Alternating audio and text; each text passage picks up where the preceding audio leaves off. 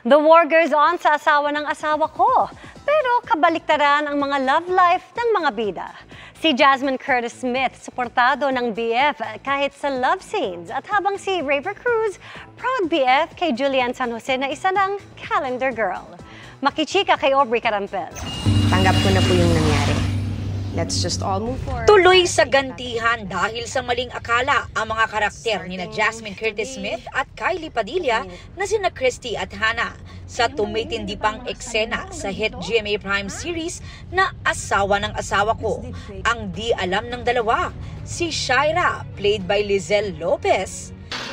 Bakit ka nandito? Uy! Hannah! Ang nasa likod ng pagkasunog ng eskwelahan ni na Christy. At pagkakaaresto kay Hannah na napahiya pa sa isang event.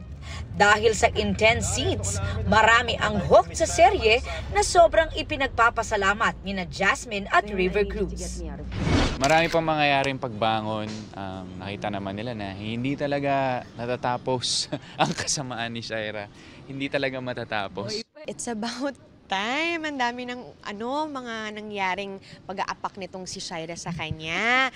At I think and I feel ang ating audience gutom na rin na si Shaira naman ngayon ang maapektuhan at bumagsak.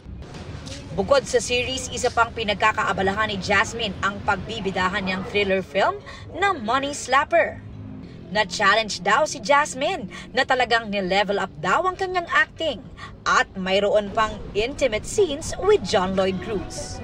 It's a good piece to work on, and also I think, yun nga, na kasi ako parang mas pinapaangat niya yung kakayanan ko kada bagong proyekto na may ganong klaseng kapareha. Pag-amin ni Jazz, hanggat maaari hindi pinanonood ng boyfriend niyang si National Youth Commission Chairperson Jeff Ortega ang movies niyang may love scenes. Pero very supportive daw si Jeff kahit na nasa magkaiba silang industriya.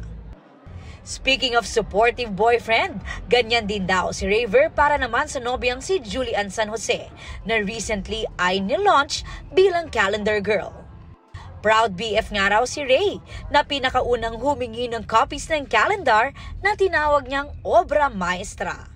Lahat ng blessing na dumarating sa kanya, deserve niya lahat yun. Nakasupport lang ako. Hindi ako mahigpit sa ganun. And for me, wala akong sa posisyon na pagbawalan siya ng kahit ano. I mean, it's her decision and tama naman. Aubrey Carampel, updated to Showbiz Happenings.